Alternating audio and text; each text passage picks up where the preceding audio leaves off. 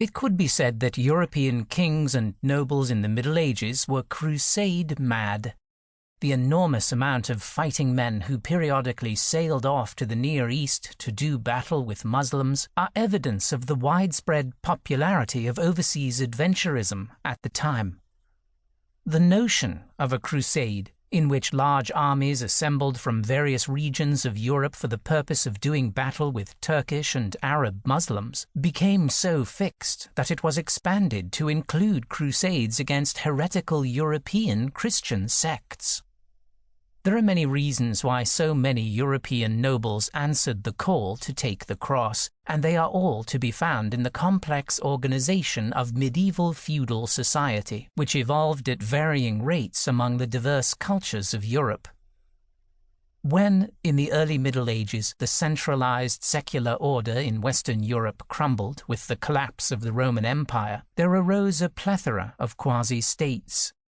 These states were established among groups of people who shared common ethnic origins in the tribes of barbarians who had swept across the continent in waves. The absence of firm national or cultural borders meant that the states were constantly jockeying for dominance over lands, the major source of wealth. A culture of warfare arose, and it became ingrained in the organization of all the disparate cultural groups.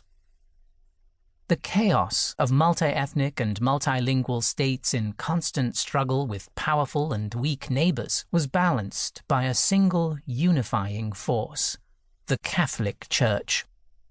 At times, the authority of the Church, led by the Pope and organized under a hierarchy of ecclesiastical officials, came under fire.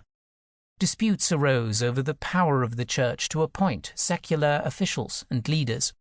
Also, in constant contention was the direct authority of the papacy over states producing revenues that the secular lords coveted. In cases where diplomacy failed, and it did so more often than not, the leaders of states sallied forth from their fortified homes or castles to do battle with their neighbors, whether they be other secular lords or ecclesiastical officials, such as archbishops, bishops, or the Pope himself, all of whom had armies at their disposal. As wealth was determined by territorial power, warfare was virtually constant. It was the determining factor in the organization of society. Fighting became infused with the notions of honor, loyalty, and courage.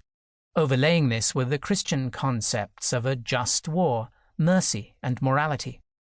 Thus, fighting men of the upper class and their retainers, prior to advancing into battle, engaged in Christian ritual prayer, pleading in advance for the forgiveness of any sins they might commit on the battlefield.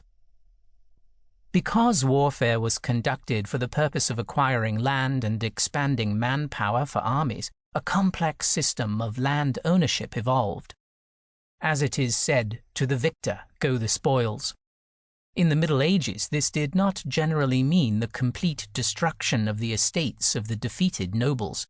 Rather, the defeated leader kept his rent-producing peasant farmers and turned over a portion of his income. The defeated leader and his fighting men were required to swear allegiance through the ritual of paying homage to the victor. The fealty of the defeated meant that the victorious lord could demand military service from an expanded army of knights and lower-class foot soldiers. The might of a lord was directly dependent on the quality and quantity of his own fighting men, as well as those who, by means of conquest, served as his vassals. Warfare was not the only way medieval nobles expanded their power. Through an intricate system of intermarriage among the powerful families, some semblance of order was obtained in which equally strong kings and nobles could, from time to time, let down their guard against avaricious neighbors, freeing them to attack lesser lords. Intermarriage was also important in securing alliances with non-vassal states should the need arise. To keep listening to this audiobook, I've left you a link in the description so you can do it, at no cost thanks to Audible's 30-day free trial.